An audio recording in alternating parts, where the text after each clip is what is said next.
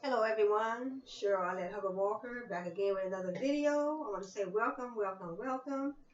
And today I have a few things that I want to talk about today. First, I want to talk about my books that I wrote and I got published. I want to show you how I did it. Okay, this is the back of the book. That is the front of that's the front of one of the books, and then the other book is uh, this book here is We Have Autism, and I also have a couple other books. Uh, I just want to talk to you a little bit about how I got my book published. And in the background, I have I'm cooking me some farina. So this is some farina, and I'll put me fruit, some fruit in it, some apples. I'm gonna cut up some apples and put it in my farina, and then I'll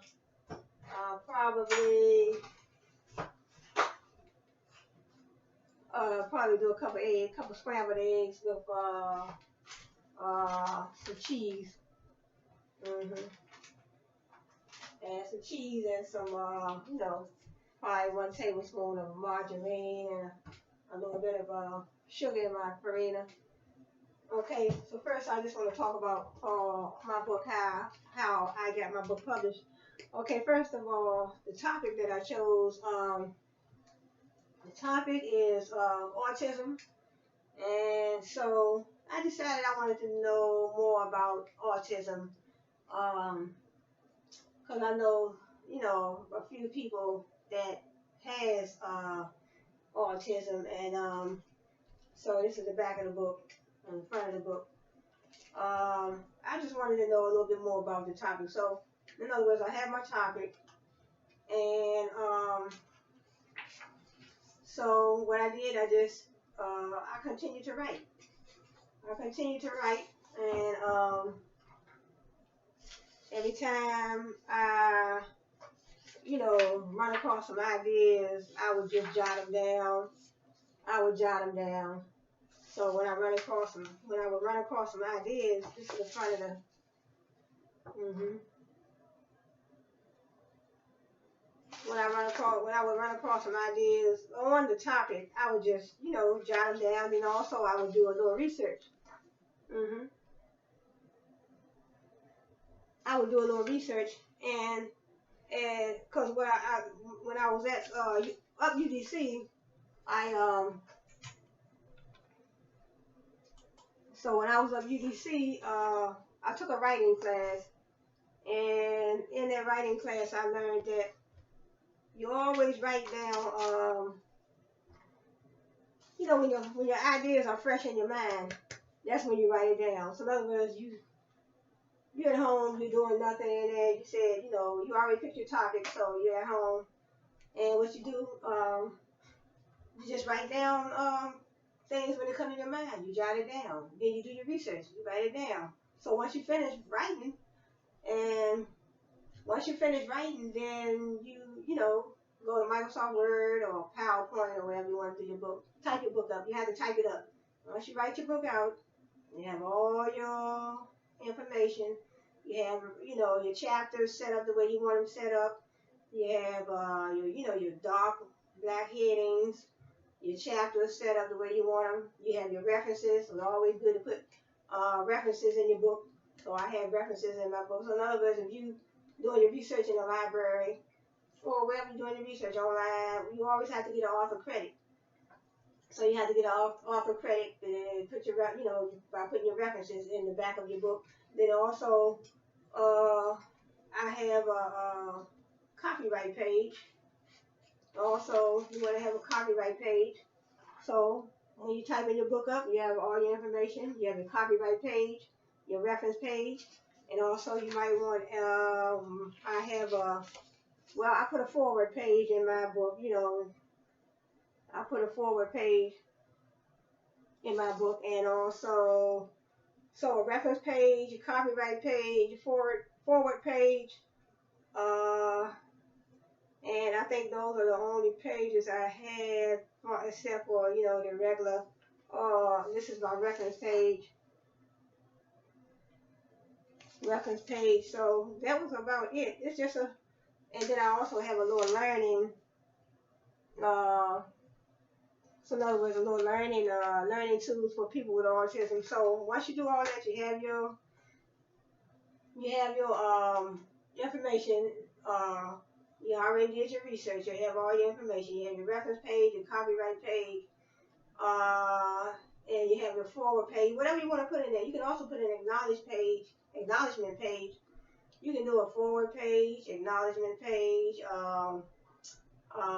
It's another preface page, depending on how you want to set your book up. So once, if you are self-publishing your book, you can put whatever page in your book that you want. You can set it up in chapters. Now I didn't have to set mine up in chapters because mine is my book is just a short book. It doesn't have that many pages. I think this book is about 35 pages. So I think you have to at least have I think 25 pages to get it published. So my book was 35 pages. So once I did all that, I have all my information, all my different pages that I want. I type everything up. Also, my pictures.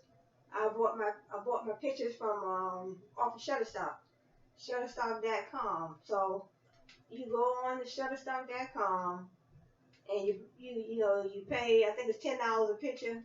So I think I purchased like 5 pictures for $50, and I get 5 pictures, and then I go back and purchase 5 more, depending on how many pictures you need. So I think I purchased like 15 pictures. That was like about $150. So that way I can pick out, I wanted cartoon pictures on my book. So I get my cartoon pictures. So Shutterstock.com, and then that way I picked out all my pictures. Everything's typed up. So I go to Microsoft Word, type everything up, and then I download my pictures to my computer. So you have to, in other words, from Shutterstock, you just download your pictures to your computer, and it'll be saved in the file. Because everything that you save on the computer is saved in the file, and it's going to be somewhere on that computer. You just have to remember where you put it at, what file you saved it in.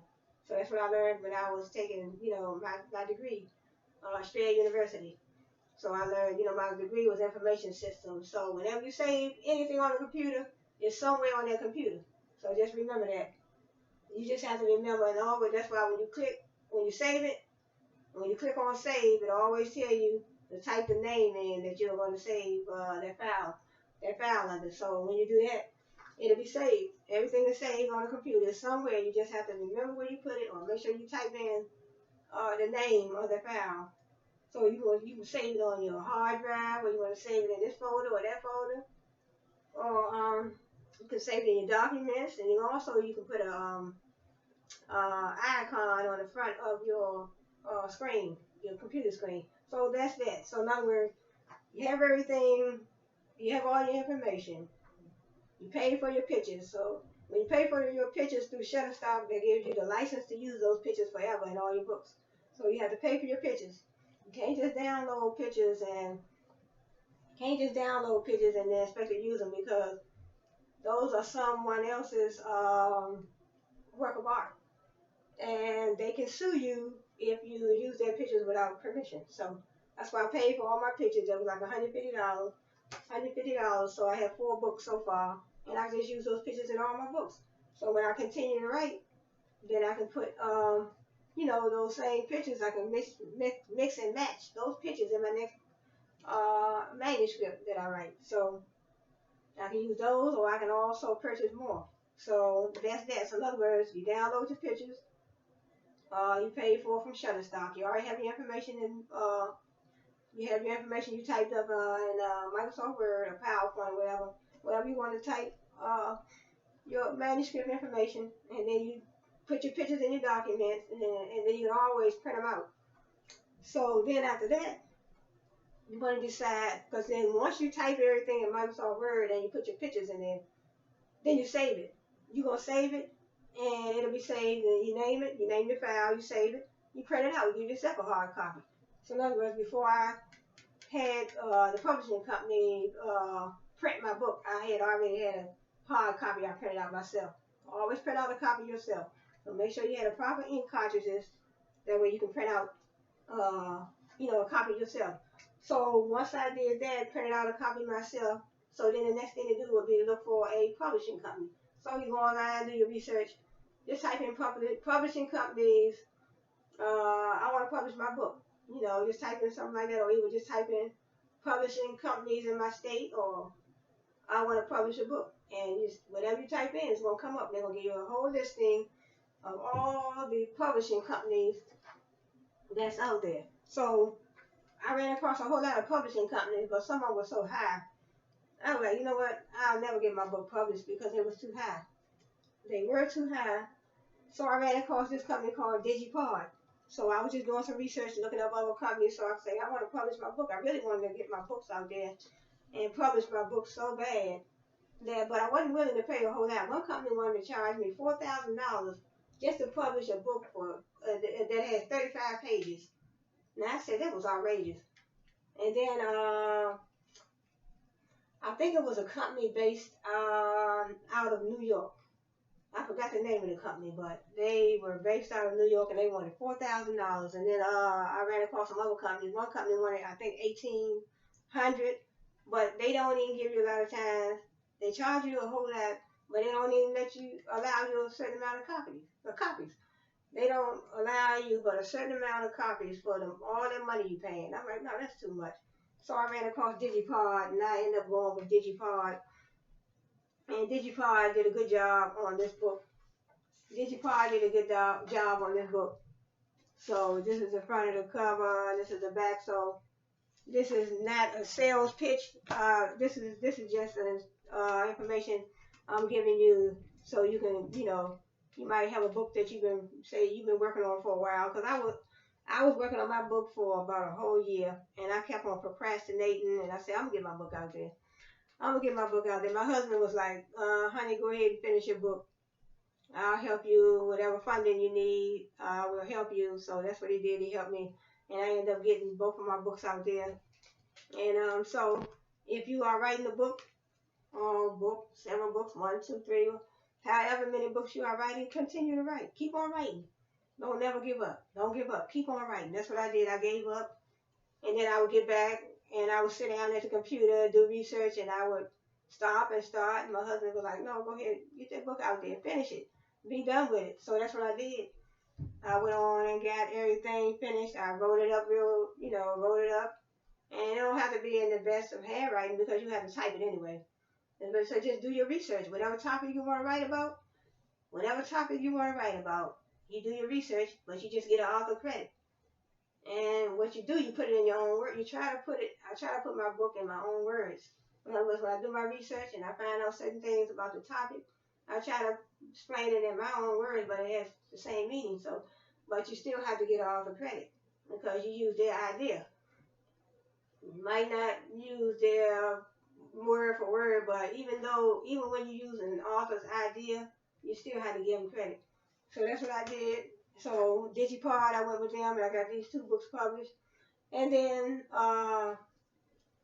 when you publish with Digipod, they don't you don't have no in other words, like Amazon and Barnes and Noble and places like that, they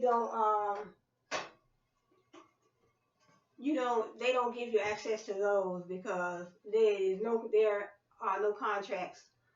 They just basically, Digipod is just a printing company. They just a publishing company. They printing up your book, and everything else is up to you. So, so what I did, I just I looked into Barnes and Noble, so that didn't pan out for me. So what I did, I checked out Google.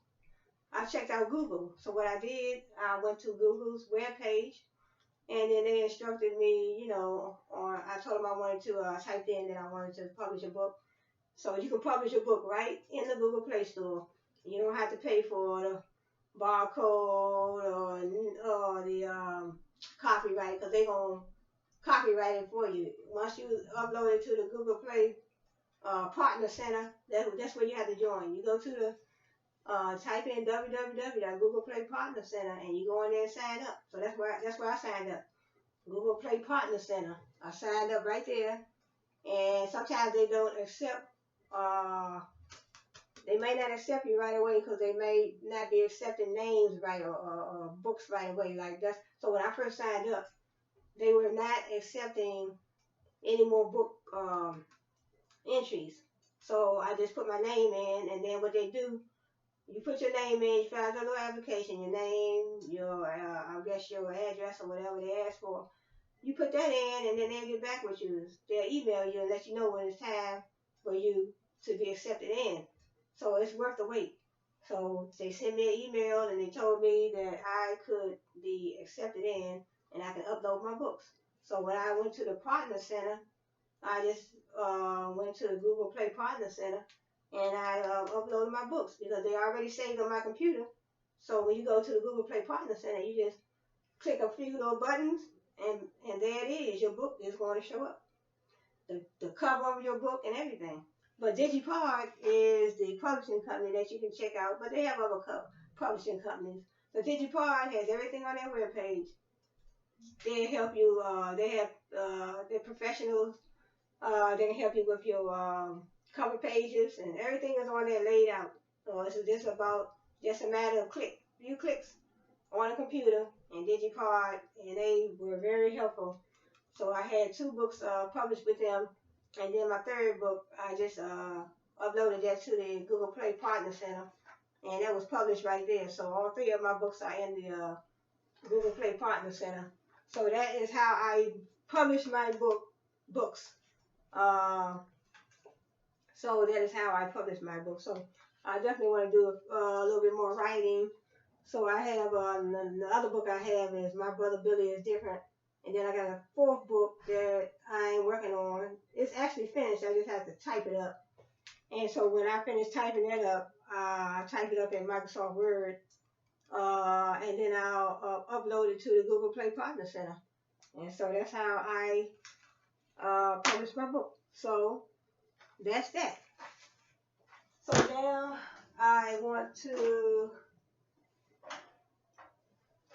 what I want to do is, these are my apples. I want to peel a couple of these.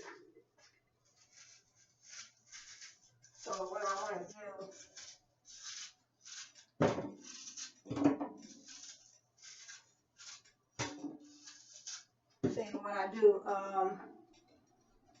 peel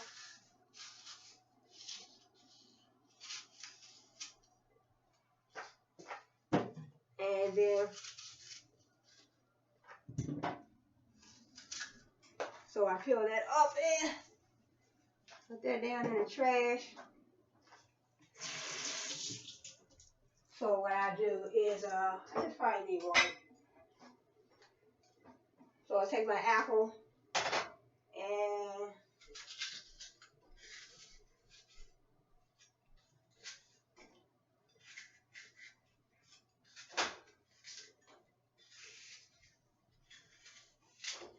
so you just take your apple and cut it, peel them. Cut them. I don't have a sharp knife right now, so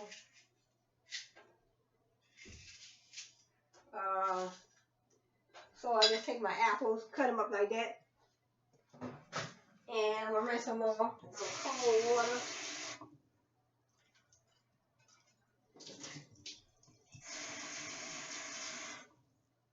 So I just have my apples in a little cold water. I'll take the water off like that. So what I do, sometimes what I do, I take my little margarine and I just need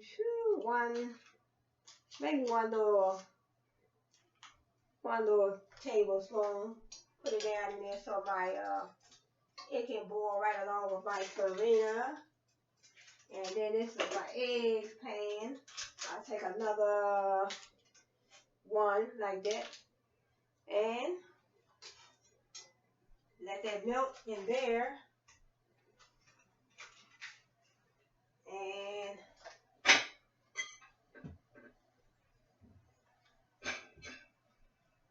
so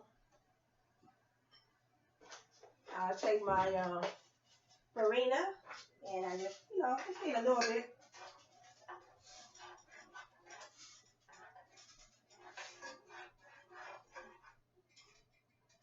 What I do, I take a little bit of my farina and I turn it down.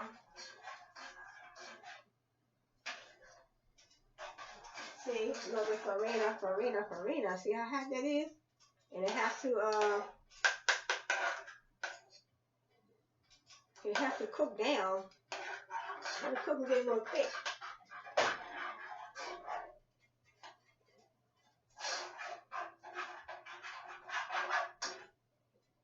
Sometimes it may get a little lumpy, so then I let my butter, my butter, my margarine rather. I use margarine. I don't use too much butter. So,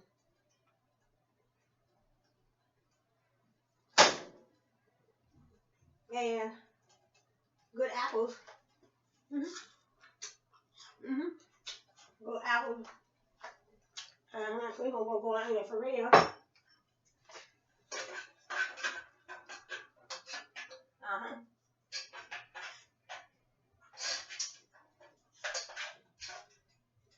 That's good. I don't take that long.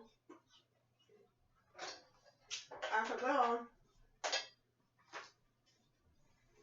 And okay, when you're done, add a little bit more margarine so it won't.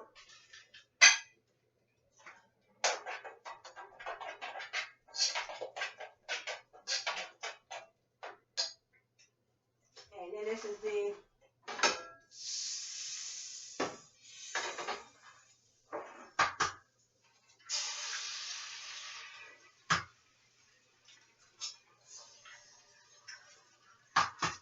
and it's just a little short breakfast. It's nothing, you don't have to have a whole lot.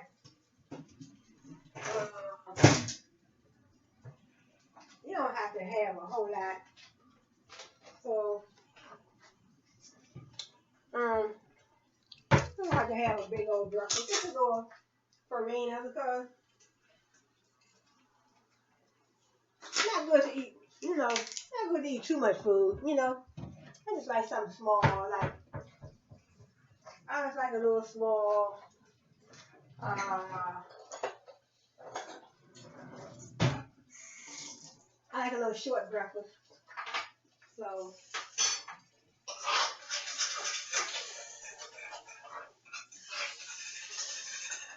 eggs, and then, see, this is the same. I always use this cheese. It's so good. Smells divine, and it has salsa verde seasoning. That's what they're saying, and I'll put just a little cheese in there. That's it.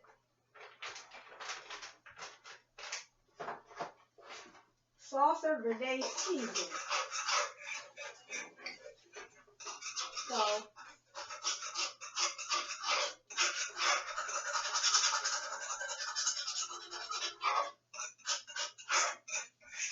salsa verde seasoning, and very nice.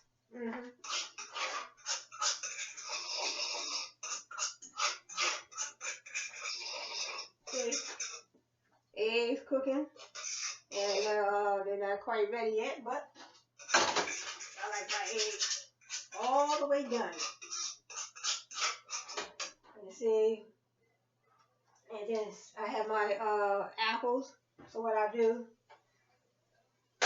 I take my farina, a little too thick on there.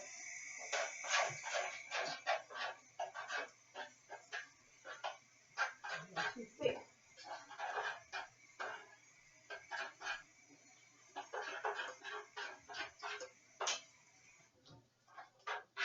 See, farina.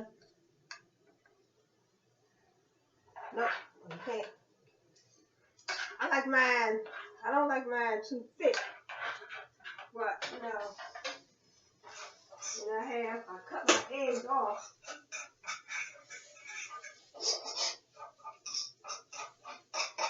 And then eggs are done.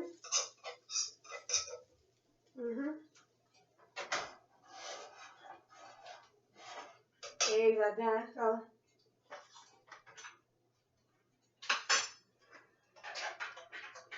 I have my farina pour a little bit over top of the apples.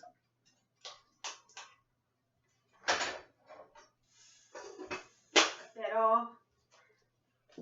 And then put a little bit of sugar. And then there you have it. You have your farina mixed with the apples. I never tried it like this before, but let me taste it. Good.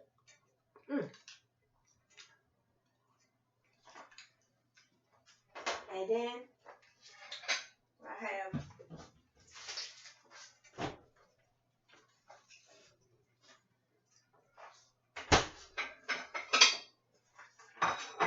so then I take my eggs.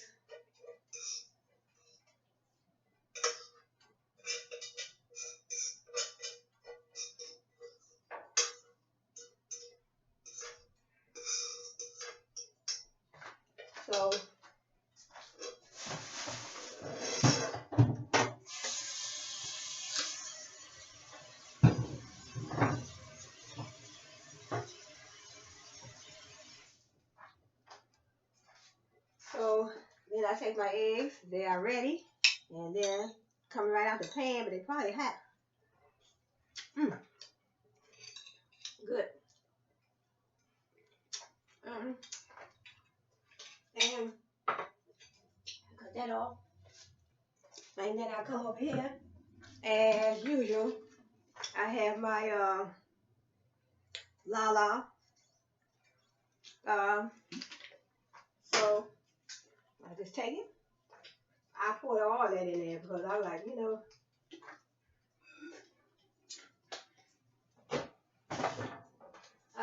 I need a whole gallon of this. This is so good.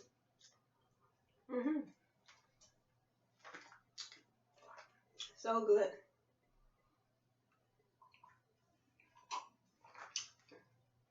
Okay. And my eggs with cheese I made. Eggs with cheese.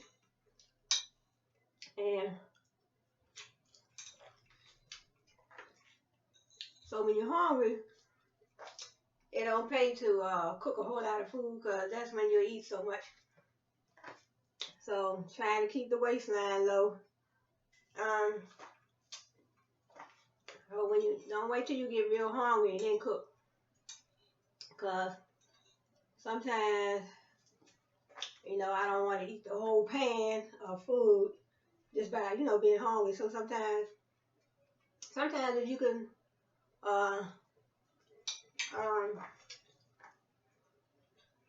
make some crackers. Sometimes crackers and cheese or something like that. Crackers and cheese or crackers and peanut butter. Sometimes those are some healthy snacks, or even get a make a fruit bowl. Some apples. Cut up some apples and oranges and grapes and pears, and put it all in one bowl. Or you got your white grapes, your red grapes, your green grapes. Put all of them in one bowl. Cut you some apples up, some oranges, some pears, whatever fruit you want. Put it all in one bowl. So I want to be trying a lot of those things too. Cheers. This is so good. I need a whole gallon of this. Now it's healthy for you, probiotics. It's a smoothie, yogurt and a smoothie mixed together. and it don't even have a whole lot of sugar. I think it's only 6 grams of sugar. And I used to make these on my own too. I know you get a blender, they're good. That'll be some good. Those would be some good things to do too. Make some, smoothies. I had around about 2 or 3 blenders that my husband had purchased for me, and but I had to end up throwing them away because the blade, I was using them so much. The blades bent. I ended up having to throw all 3 of them away. I threw all 3 of them away. And then my son bought me a nice coffee maker. So I ended up giving that away. I had it for a few years, and then I finally gave it away. But it served its purpose, so appreciate that he bought me that. Okay, so let me get into the lesson. Let me finish some of these eggs, I guess. So good. Just put a little bit salt on them, and a little bit of a little salt, a little seasoned salt, and a little cheese, and that's it. And you can try to get some healthy cheese. Get some healthy cheeses. I don't eat cheese every day, but I don't eat cheese every day. Okay, so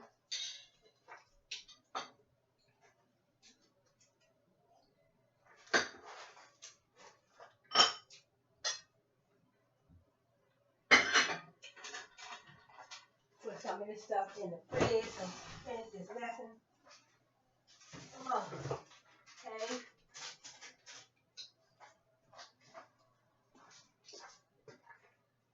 Make sure I got enough sugar in here. I don't like to use too much sugar, but I have to make sure it's sweet enough.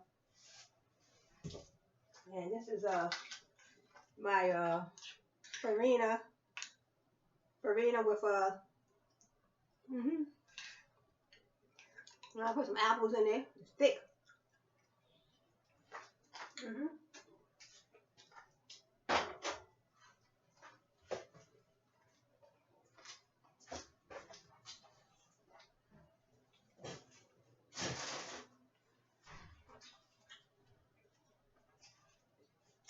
That's milk.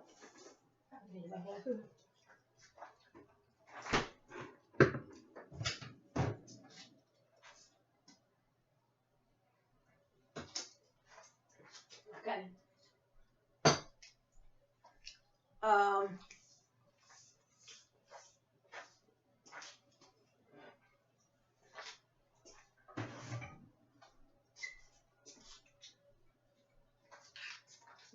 My farina.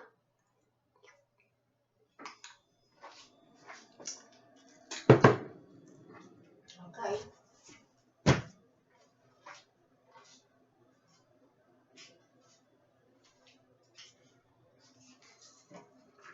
Okay, so let me finish with the lesson.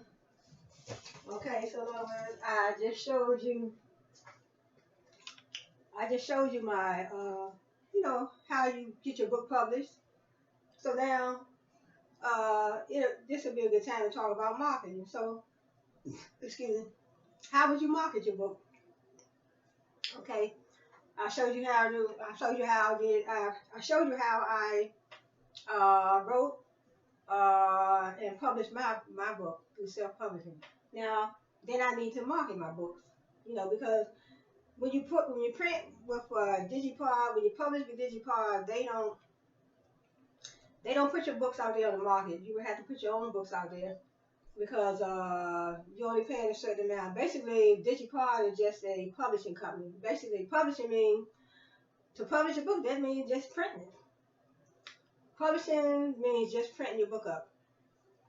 So they print your book up. So to publish a book means it just makes it available to the public. That's what they call it. That's why it's in the word. Publishing is available to the public. So when they print it up, they print it out, they print it in book form, it's available to the public. So So marketing research and marketing information. Okay, it says describe the development and current status of the marketing research function. These are just some objectives. So in other words, when you finish reading the chapter, they expect you to be able to describe the development and current status of the marketing research function. They expect you to be able to summarize how technology and the marketing information system are transforming the marketing research industry. So you got a marketing information system. So we have a marketing information system. As I said, I was building in my previous video, accounting and accounting information system. You also have a database management information system. You have a strategic information system. It's so many information systems that you can build within your organization and your corporation. And also explain the contribution of the marketing decision support system, databases and transaction-based information systems. See, transaction-based information systems. And I want you to be able to list the steps in the marketing research process, differentiate the types and sources of primary and secondary data, identify the methods of collecting survey data, explain the various sampling techniques, discuss resources that are available for research into global markets. This is just the inside of the book. Marketing research and marketing information systems. So this is a good book, this right here. Contemporary Marketing. This is one of the books that I used when I was studying in Australia. So marketing research, collection and use of information for marketing decision making. You have marketing research functions. Then you have the marketing research activities, development of the marketing research function. More than 100 years have passed since N.W. Ayer conducted the first organized marketing research project, 1879. A second important milestone in the development of marketing research occurred in 1911 when Charles C. Parlin organized and became manager of the nation's first commercial research department at Curtis Publishing Company. Parlin actually got his start as a marketing researcher by counting soup cans in Philadelphia's garbage. Parlin was employed selling advertising space in the Saturday Evening Post. He had failed to sell advertising space to Campbell Soup Company because the firm believed that the magazine reached primarily working class readers who preferred to make their own soup and rather than spend 10 cents for a can prepared soup. So that's the development of the marketing research function. Then we had the participants in the marketing research function. According to the American Marketing Association, 77% of the nation's consumer goods manufacturers have formal marketing research departments. The comparable number for industrial products firms is 51%. Many firms depend on independent marketing research firms to conduct their interviews, and they often contract out entire research studies to independent agencies as well. Then we have syndicated services, an organization that provides a standardized set of data on a regular basis to customers. It's called a syndicated service. We have the full service research suppliers, an organization that contracts with a client to conduct a complete marketing research project, and that's what they call a full service research supplier. J.D. Power and Associates is a full service firm that specializes in the domestic and international automobile markets. A full service supplier becomes the client's marketing research arm, performing all the steps in the marketing research process. Then we have the limited service research suppliers. So,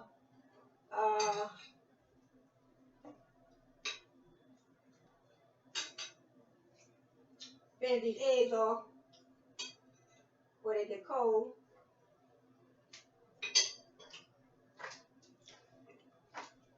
Finish those eggs off where they get cold.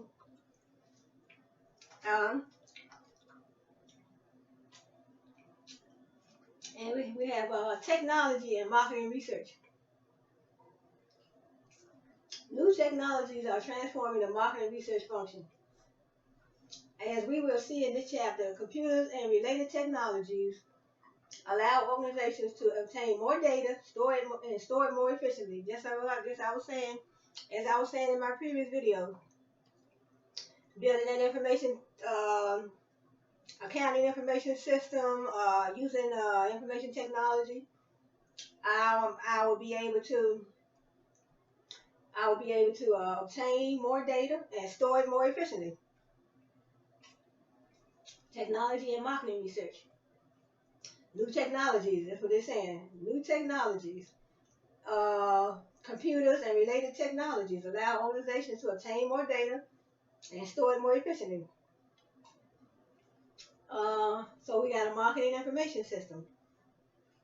Planned, computer-based system designed to provide managers with a continuous flow of information relevant to their specific decision areas. In other words, they need that particular information flowing in the organization, depending on what area their business is in.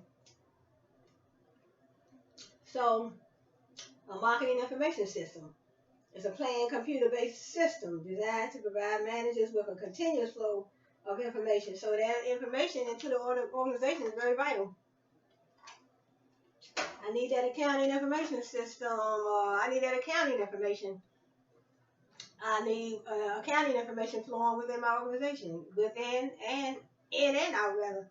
And I also need, depending on what type of business I'm in, I need the marketing information system.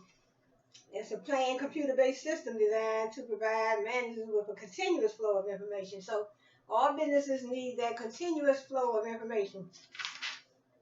And then we have our database, a collection of data that are retrievable through a computer. So in other words, you have a database, also a database management, database information systems, database management information systems. You need that too. So we need that data flowing in and out of your organization. So then you have the marketing decision system support, marketing information system component that links a decision maker with relevant databases. So in other words, the decision maker is the manager within the corporation. So they need to be linked. Managers need to be linked to that data. So managers say marketing decision support system. So managers need to be linked to that particular data. So that's how they make their decisions. That data, that information, how they want to make their decisions on a day-to-day basis.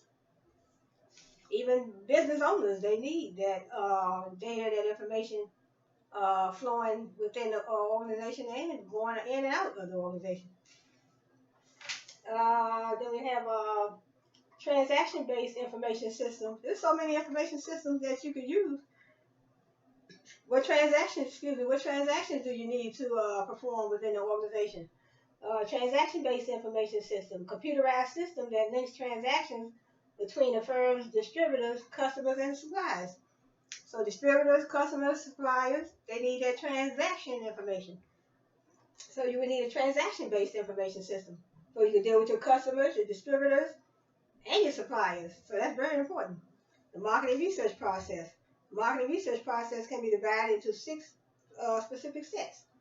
You want to define the problem, conduct an exploratory research, formulating a hypothesis, create a research design, collect the data, interpreting and presenting information, interpreting and presenting the research information. So let's just show you the little chart that you can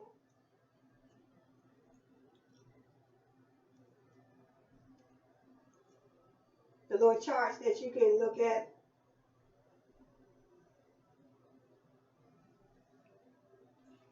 So that chart says the top is decision maker, interactive instructions and displays. Then you got your graphics, your electronic spreadsheets, modeling software. So that's just a little chart. This is a good book right here. Define the problem, conducting exploratory research, formulating a hypothesis, creating a research design, collecting data, primary data, secondary data, interpreting and presenting the research information. Then you got exploratory research, process of discussing a marketing problem with informed sources, both within and outside the firm, and examining information from secondary sources. We got the sales analysis, and it's an in-depth evaluation of a firm's sales. In other words, you got to evaluate your sales, how much were our sales for the year or for this accounting cycle, how much was our sales or sales revenue, because those type of things are important when you're doing your that would go on the income statement, your sales revenue, your revenues minus your expenses. So how much were our sales? How much were our sales for how much was our sales for this accounting cycle? Then we have the sales quota, iceberg principle. Iceberg principle states that theory states that it's a theory suggesting that collected data in summary form often obscures important evaluative information. So theory suggests that collected data in summary form often obscures important evaluative information. So in other words, when you're collecting data, it's very important when you evaluate it. When you put it in summary form, then let you know that the iceberg principle is very important. In other words, the theory suggests that collected data in summary. So in other words, you collect the data, you summarize it in a form, and it's going to be important when you get ready to evaluate that information for whatever whatever you have to do in your organization.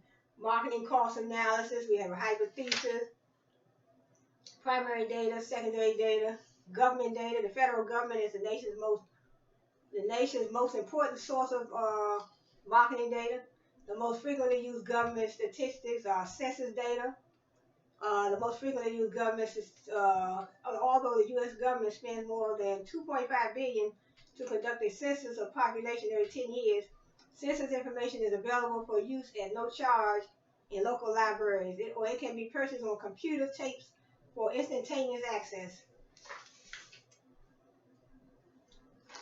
I know I was running, I was marketing some products on Poshmark app, and I think I still have some items on Poshmark. So what I did, how you take your pictures. So I took my pictures of my products and put them on my page. And what I did, I had my pictures of my items. So I was selling ladies' pocketbooks, t-shirts, men t-shirts, lady t-shirts, women t-shirts. So one product, I had like one pocketbook. I had about 100 different pocketbooks on my page. So for each pocketbook, I had all 4 different angles at one time. So in other words, when you look at my when you were looking at that pocketbook that I was trying to sell, and you will see that I had all 4 angles in one click. So when you clicked on that pocketbook, it was you would see the back of the pocketbook in one picture, the side, the front, and maybe the other side. So it's just one click, and you would see all 4 angles of that one pocketbook. So I had this, I guess a customer came across my page, and she said, well, you can make more pictures, you can do more pictures of each of your products. I said, yeah, I know. She said, you can do more pictures. You can do like 4 or 5 pictures for each for each item that you're displaying for sale. I said, yeah, I know. I said, but I want my customers to have that instantaneous view. In other words, when you click on that item, I don't want you to have to click 4 or 5 times to see a separate angle. When you do that, when you click my item one time, it's going to give you an instantaneous view. You got the side view, the back view, the top view, and maybe the bottom view. All 4 views at one time, just one click. So that's how I did my page. So she was saying, I said, well, it's all good. That's how I choose to do my page. Because, sometimes people try to act like you don't know nothing. I did that. I've been dealing in business for a long time. Oh, I know. So she said, well, you can make 4 angles. You can take more pictures of one item. You can have more ones. I know, but I choose to do mine. I want my customers to get that instantaneous view.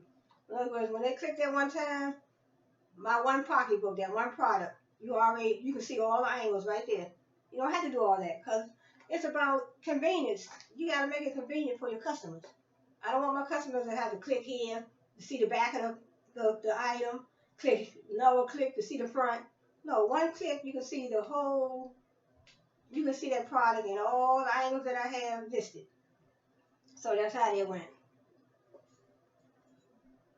So I've been dealing in business for a long time. My degree is business. So we have an observation method, survey method, telephone interviews. Telephone interviews are an inexpensive and quick method of obtaining small quantities of relatively impersonal information. Mail surveys, fax surveys, focus group interview. We have experiments. Okay, so I'm not going to go into too much in this book.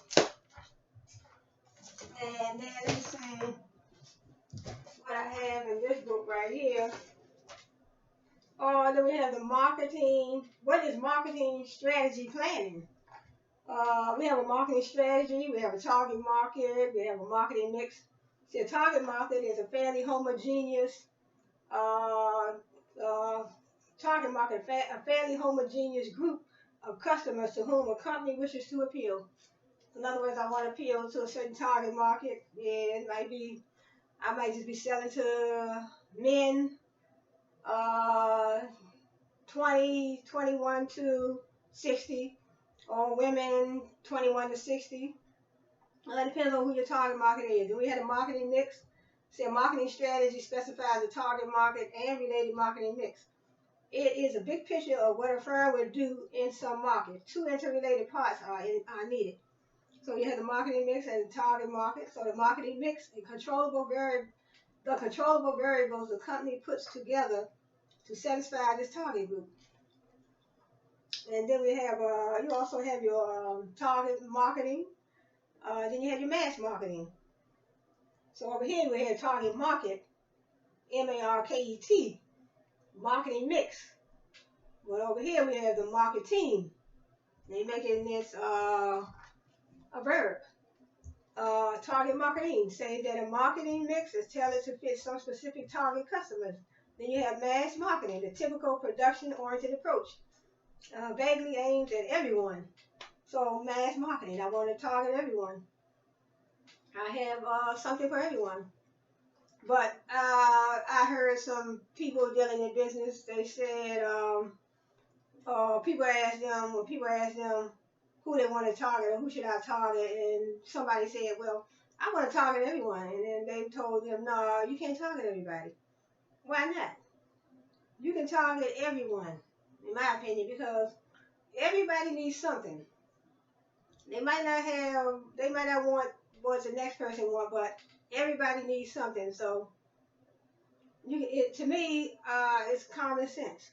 You can target everyone, depending on what you're selling, or you offering a service, or you are offering a product. You can market a product that it don't have to be one product. It can be obviously you have to market more than one product in order to market everyone, in order to sell to everyone, mass marketing, because that's what it says in the book. It says the typical production-oriented approach vaguely aims at everyone. It says with the same marketing mix. Mass marketing assumes that everyone is the same and considers everyone a potential customer. Everyone is a potential customer because everybody needs something.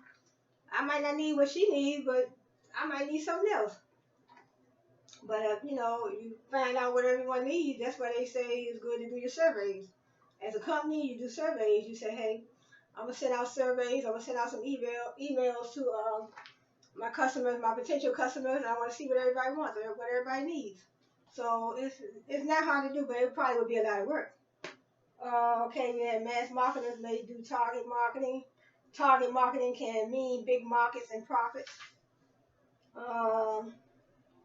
The 4 P's, we have in the marketing mix, we have product, place, promotion, price. So you have a product, you have it in a convenient place for your customers to obtain your product. You might have it online, you have a storefront. Um, and you have promotion, how you going to promote your product, and what price are you going to put on your product.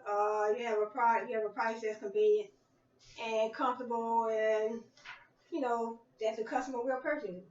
If a customer is satisfied with the price, they will purchase. So if they're not satisfied with the price, they may not purchase. So then we have marketing plan fills out marketing strategy. See, a marketing plan is a written statement. A marketing plan goes farther. A marketing plan is a written statement of a marketing strategy and the time-related details for carrying out the strategy. And several plans make a whole marketing program. Several marketing plans make a whole marketing program. It blends all the firm's marketing plans into one big plan. Then we have the importance of marketing strategy planning. We emphasize the planning part of the marketing manager's job for a good reason. The one-time strategy decisions, the decisions that decide what business the company is in and the strategies will follow, usually determine success or failure.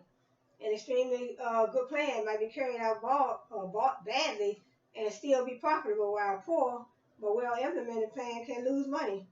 The case history that follows shows the importance of planning and why we emphasize marketing strategy planning throughout this text.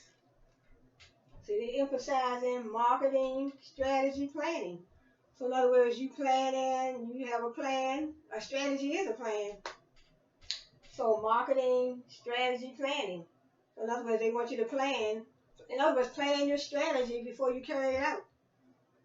Don't just say, hey, I had this strategy and I'm going to display the strategy, and then the strategy, that plan doesn't work. In other words, I guess they're saying, test your plan. That's why they say it right here. It says right here, marketing strategy planning. You're planning your marketing strategy. Instead of just saying, well, hey, I have my strategy, but sometimes you have to plan it. You have the demand curve. A demand curve is a graph of the relationship between price and quantity demanded in the market, assuming that all other things stay the same. So this is what they call, this is the demand curve for potatoes.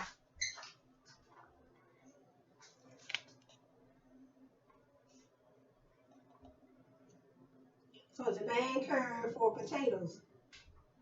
So demand curve always shows the price on the vertical axis and the quantity demanded on the horizontal axis. So in other words, these potatoes cost, they sold 20 million bags for $1.60. So that's what it's saying. And they sold the price. The price was $1.30, and they only sold, they sold 20 million for $1.30, and then they sold 20 million for $1. So that's what the chart is saying. Total revenue may increase if prices raised. Supply curves reflect supply thinking. Some supply curves are vertical. Some consumers get a surplus, consumer surplus. Economists have traditionally called these bargains a consumer surplus. That is the difference to consumers between the value of a purchase and the price they pay. So in other words, the value of your purchase and the price you pay. So are you getting value out of, in other words, you buy a bag of potatoes, a bag of apples, and say for instance you're paying $5 for that bag, but do you think it's valuable to you? You got a bag of apples that don't only have 10 apples in the bag for $5. That's not no value. And then the apples are small at that. So, so that's how that goes. So then we have market penetration. Means trying to increase sales of a firm's present products in its present markets, probably through a more aggressive marketing mix. We have market development, means trying to increase sales by selling present products in new markets. In other words, you have present products, you're trying to put them out in a new market instead of keeping them in the same market where they wasn't doing too good. And you put them in, you try to sell them in a new market. In other words, you have a market, say for instance, you have a market on, where you have, potato chips, or no, not potato chips, but you probably have something like maybe macaroni and cheese in the boxes, and you have canned tuna fish, and then you're trying to place those apples within that market instead of putting them over here a separate market where you were marketing your potatoes over there with your apples first.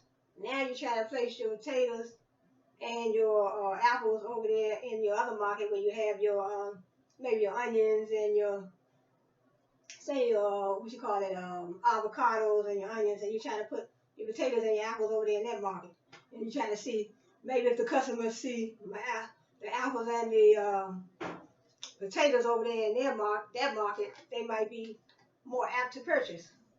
But sometimes when people when we shopping and we know we want certain ingredients because we're going another way, we want to make a cake or whatever we're trying to make, and we see certain products in certain markets over there that we haven't seen them over there before. Because I know sometimes I go in the store, like, wait a minute, now they moved this over here. This was in this section at first, then when I come back the next time, they're in another section. So, that's probably what they're talking about. So, broaden market definition to find opportunities. Okay, here go, look. Market segmentation defines possible target markets. Market segmentation is a two-step process, naming broad product markets and segmenting these broad product markets in order to select target markets and develop suitable marketing mixes. The two-step process isn't well understood. The first step is effective market segmentation. Effective market segmentation involves naming a broad product market of interest to the firm. So they say marketers must break apart disaggregate all possible needs into some generic markets and broad product markets in which the firm may be able to operate profitably. Market grid is a visual aid to market segmentation. Segmenting is an aggregating process. Marketing-oriented managers think of segmenting as an aggregating process, clustering people with similar needs into a market segment. A market segment is a relatively homogeneous group of customers who will respond to a marketing mix in a similar way.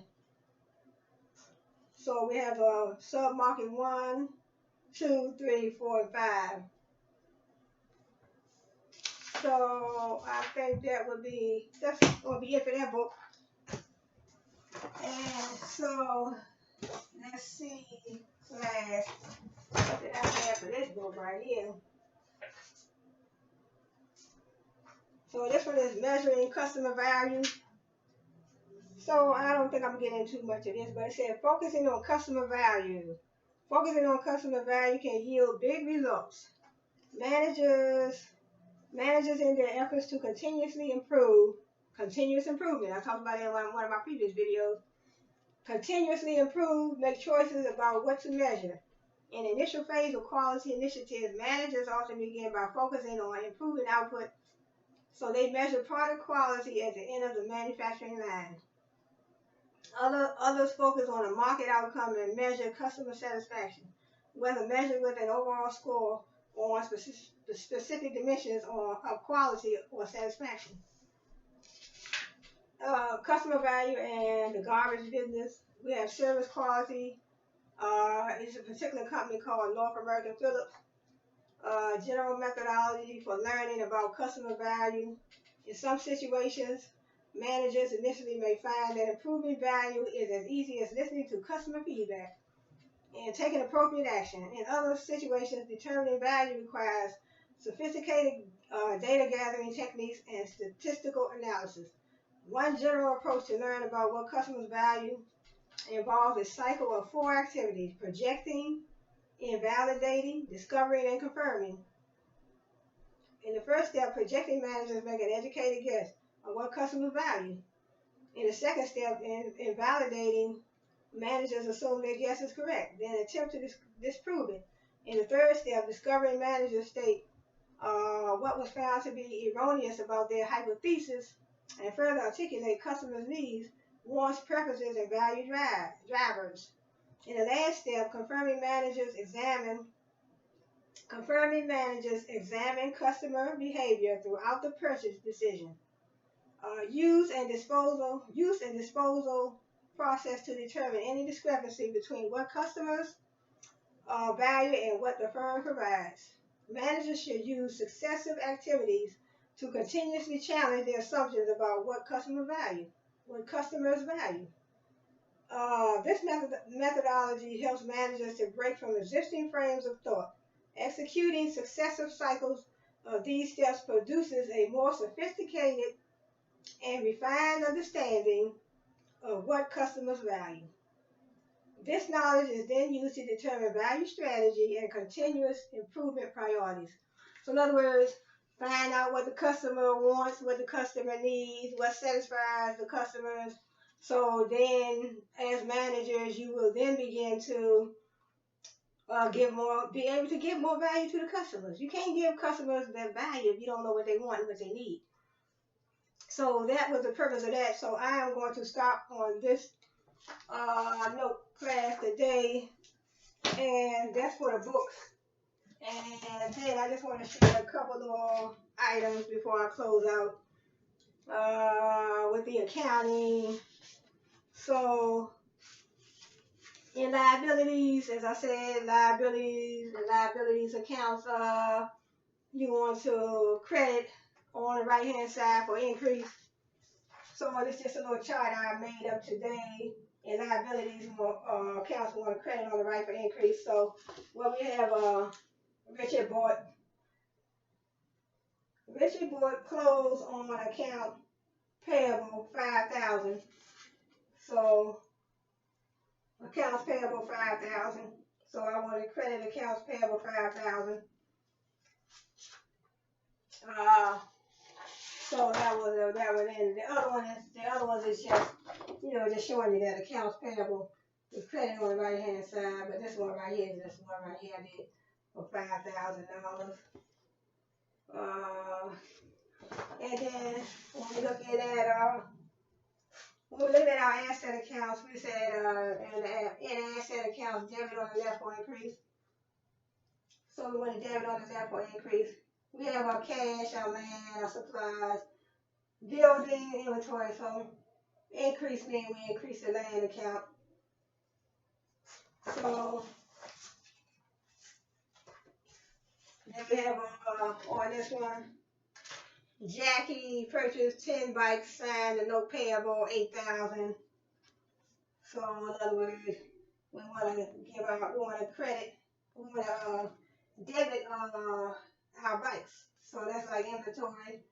So debit on the left for increase for asset account, and then we want to credit on the right for increase.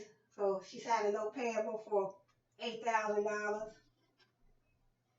So we credit note payable because she signed a promissory note $8,000, and then she increased the asset bike. The bike becomes an asset equipment. Consider that as equipment or inventory. And then we have look, Billy bought furniture on account $3,000, so furniture becomes an asset. So as I said, you want to debit that asset account. So we want to debit an asset account. So let me do debit, credit. So we want to debit the furniture account. So we bought furniture $3,000 on account. We want to debit our furniture account. Furniture is an asset. So as I said, you debit on the left for increase when it comes to an asset account, and then we want to credit on the right for increase when it comes to a liabilities account. So this is an account payable $3,000. Then we have Mr. Berry purchased $100,000. Purchase land for $100,000 on account. So land is an asset. We want to debit on the left credit on the right for accounts payable, 100,000. So that's that one. And then we have an asset account. Joe bought office supplies, paid 700 cash. So as office supplies becomes an asset, 700. And then he bought some office supplies that came out of cash, so we want to credit cash. So this is debit side, this is the credit side. Credit cash for 700. Office supplies become an asset, so we want to debit office supplies. So Sally sold 9 shirts for 800. So Sally sold 9 shirts for 800, and she received 800 cash. So cash is an asset. So I want to debit cash. Debit cash 800 because it's an increase to my cash account, which is an asset. And I want to credit my owner's equity account 800. So I want to credit my owner's equity account 800. And then we have Sally purchased 3 tables on account. So that becomes an asset. Furniture. I want to debit my asset account furniture. 3,000 on the left for the debit for increase with the asset account. And then credit. This one becomes asset account. Sally purchased the tables on account. So this one will be accounts payable, which I didn't write it. Accounts payable.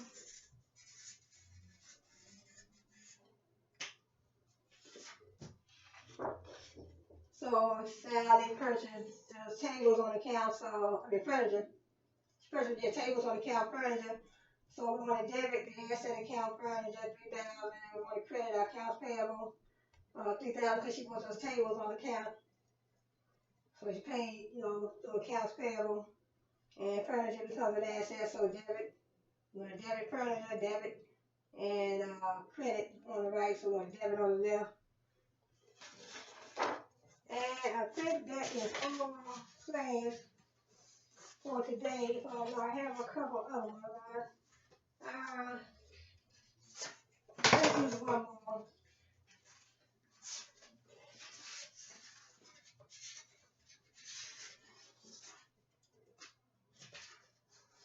And also, this is just a little logo I made. With my business.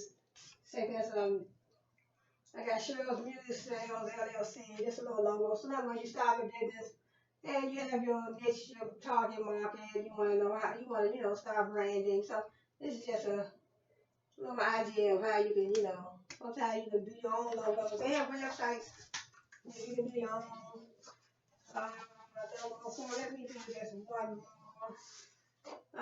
Cheryl's Retail Sales LLC. I ran over an hour, so I'm not going to do much more.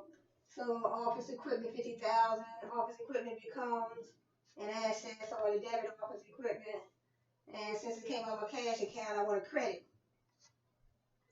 my cash. So in other words, I said when in real life, credits increases. Credits could be an increase.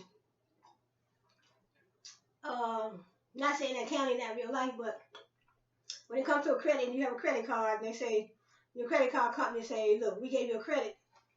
We gave you a credit back on your account because you overpaid us. So we're going to give you a credit. So that's an increase. But when it comes to a credit in the cash,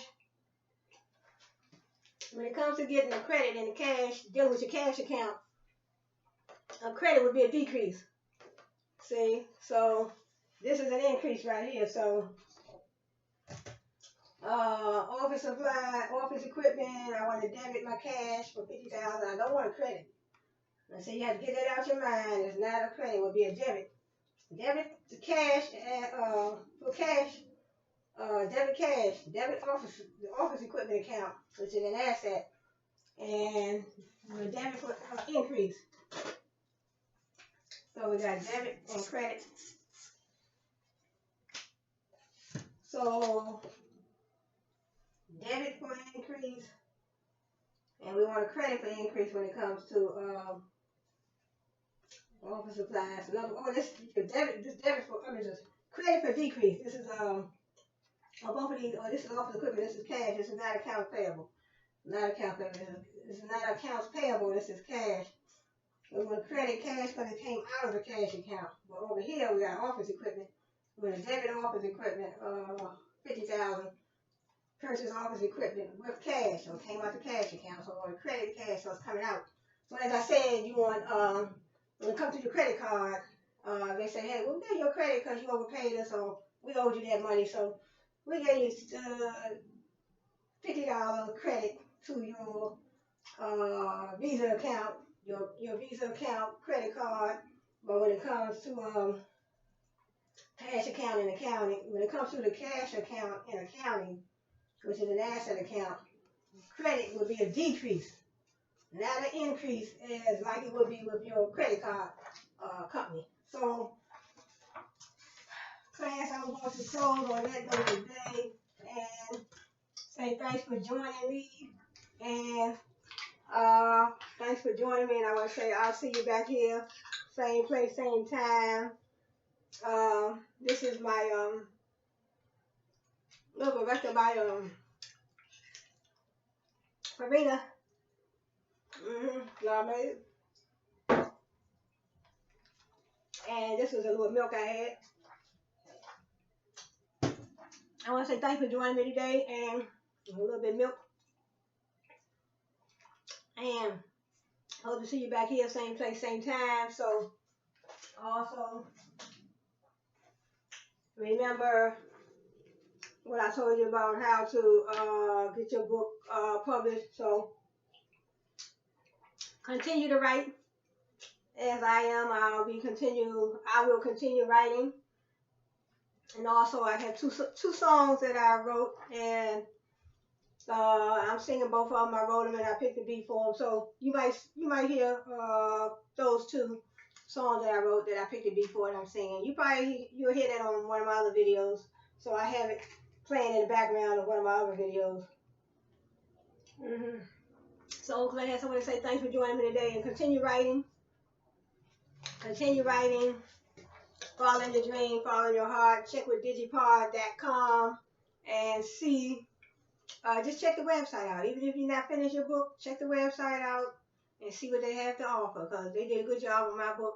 And I have my pictures. I purchased my pictures through Shutterstock.com, and they have a lot of nice pictures. They have millions of pictures that you can,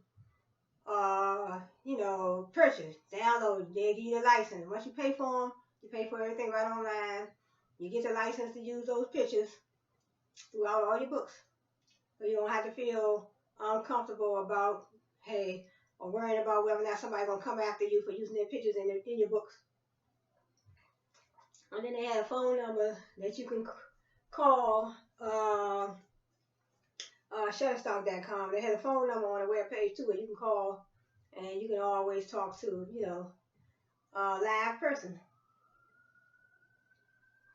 So cheers. Thanks for joining me. Hope to see you back here, same place, same time, where I'm trying to provide educational content for all you YouTubers, all ages. Anybody that see a need for the information that I'm providing, then those are the people that I'm targeting. So if you see a need for the information that I provide, then so be it. You're always welcome. I welcome any and everybody. Any and everybody. So I want to say thanks for joining me today, you YouTubers, and subscribe to my channel, comment below, and I hope to see you back here, same place, same time, same channel, Accounting for Real, where I'm trying to provide the best content that I can find out there. I definitely want to do, I want to give content that's current. Content that's current, valuable, and entertaining. So I want to say you all have a good one, and come back here, come back to see me again, Accounting for Real, and you all take care and enjoy I guess I can say today is Sunday, January the 24th, 26th, I believe. Today is Sunday, January 26th, so I want to say Enjoy the rest of your weekend. Let's get ready for the Super Bowl next weekend. Enjoy your week. The week is about to start. Tomorrow's Monday. January 27th. So I want to say you all take care, and I hope to see you back here again. Accounting for real. So take care.